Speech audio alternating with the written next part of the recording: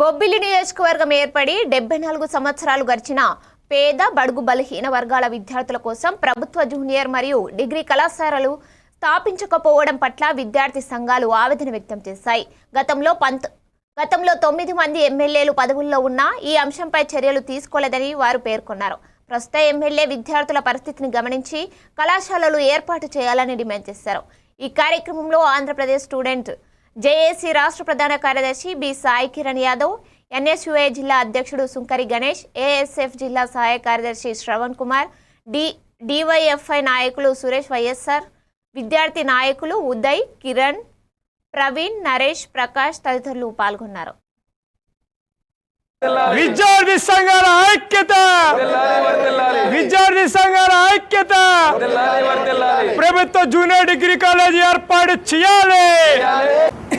అందరికీ నమస్కారం. ఈరోజు విజయనగరం జిల్లా ప్రముఖంగా విద్యానగరంగా పేరుగాంచినప్పటికీ జిల్లా హెడ్ క్వార్టర్ కంట బొబ్బుల్లో అనేక విద్యా సంస్థలు ప్రముఖంగా విజయనగరం చెప్పుకుంటారు, కానీ బొబ్బులే విద్యల నగరంగా పేరుగాంచింది. అటువంటి బొబ్బులి నియోజకవర్గంలో ఇప్పటి వరకు ప్రభుత్వ జూనియర్ విద్యార్థి సంఘాల ఐక్యత, ప్రభుత్వ జూనియర్ డిగ్రీ కాలేజీ ఏర్పాటు చేయాలి.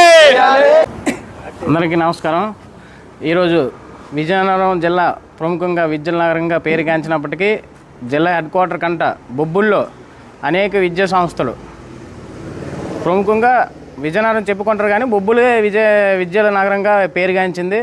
అటువంటి బొబ్బులి నియోజకవర్గంలో ఇప్పటి వరకు ప్రభుత్వ జూనియర్ కాలేజ్ కానీ డిగ్రీ కాలేజ్ కానీ లేకపోవడం ఇది చాలా బాధాకరమైన విషయం. ఎందుకంటే ఎంతోమంది పేద వెనకబడిన విద్యార్థులందరూ కూడా ఈరోజు ప్రైవేట్ కార్పొరేట్ కళాశాలలో అవకాశం లేనప్పటికీ, తల్లిదండ్రులకు భారం అయినప్పటికీ వారి విద్య మరి ప్రాముఖ్యంగా ప్రతి ఒక్కరికి విద్య అవసరం కాబట్టి వారు తప్పక ప్రైవేటు యూనివర్సిటీలో కార్పొరేట్ కళాశాలలో విద్యను అభ్యసిస్తున్నారు.